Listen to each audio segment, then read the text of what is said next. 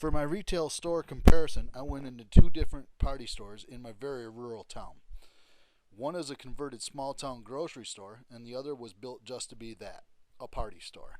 As I pulled up to the first store, I see an old fashioned mall with the community grocery center at the south end. There are 5 storefronts available in the strip mall, but only 3 are occupied. The store that I'm going into has been through a series of owner changes, so no one really knows what the name of the store is. There's a small banner on the facade, but it is not prominent enough to grab a consumer's attention. If this is supposed to be the business's logo or signage, it leaves a lot to be desired. As I enter the store, I see checkout lanes right next to the door, and the store is brightly lit, less a few burned out ballasts. I am greeted by the clerk with a hearty hello, and I proceed to walk around. I see a giant beer commercial hanging from the ceiling, and my eyes start to flow across the dairy and produce signs on the far wall. The produce section has long been removed, converted into a cheap dollar store toy section, but the sign remains. The ceiling, floors, and walls are all white or off-white to help reflect the artificial lighting, since there are only 4 small windows right by the front door. The floor is tiled and the walls are simply drywall. The floor space is wide open and reflects the history of this converted store. The long-term shelf products have long been removed from the shelves in favor of quick turnaround items. These are the items that you run into a convenience store if you run out at home or forget to buy them with the groceries. There are toys in the one corner and greeting cards, but most of the supplies are beer, soda, and snack oriented. The old butcher shop and meat shelving is empty. I do not see many signs on the walls or hanging from the shelves, rather than products are pulled to the front and spread thin in order to appear full.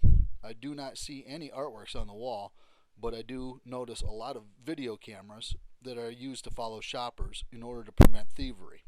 In this small town, there's not much of that, as the video presence represents. There are 2 lanes to check out through and filled with the typical impulse buy items. The cashier was pleasant and asked me what I was doing with my camera, and seemed okay with my explanation of how interiors and exteriors compel different emotions and feelings in people, and how that translates into sales for the store. Overall, the feeling of the store was semi-pleasant, but I still prefer the old small-town grocery store. The second store I went into was built to be a party store. It is a small, box-like structure with only one sign out by the main road. There is nothing else that says what this building is used for, and only a flip sign tells you if it's open or not. The same owner has operated the store since I was a kid, and everybody knows what to expect when they go inside. As I walk in, I see tons of beer product banners hanging from the white drop ceiling, and on the walls made of cooler panels and wood paneling. There are only 2 rows of products, both of which are visible from the cashier stand. If it is not beer, soda, or a snack that you came in for, then this is probably not the place to be. The other items on the shelf are candy or bread, condiments, and barbecue oriented. The stock is lined 2 or 3 deep, but there is not that much to choose from. The minimal lighting is from a dual row of 4-foot ballasts, and there is only one small row of windows for the clerk to look out at the main road.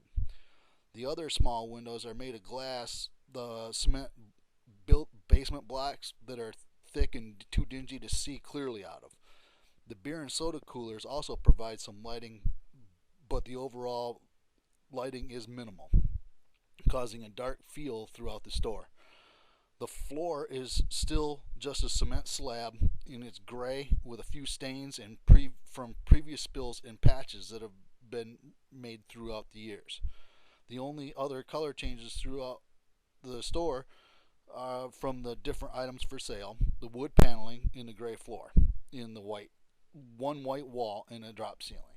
There is no need for advertising since, as I already said, the consumer pretty much knows what they want before they even go through the door.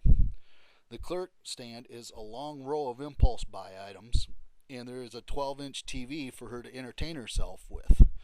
She said that she would rather read books instead. The store utilized every bit of space it could, but keeps the overhead costs down. To me, it felt like going to a biker bar, but a lot of people locally frequent the store enough to keep it open for decades. Architecture and interior design are just physical things. One thing Sasanka does not take into consideration is that people operate the space. The first store I visited used to be a thriving small town grocery store. It was purchased a few times over by people outside of the community, and they proceeded to take away that hometown feel. They replaced most of the personnel with family members, and now local kids cannot get a job there. With all this in mind, the store suffers despite its updated exterior and interior. The second store has been a mainstay in our community for 50 years. There is nothing special to the architecture, and the interior is all practical space. There may not be too many jobs for neighborhood kids, but the owner is respectable and cares for his community. We may be a small village, but we know what we like, and we also know who cares for us in return. This is more compelling for consumer service than any other man-made building can ever provide.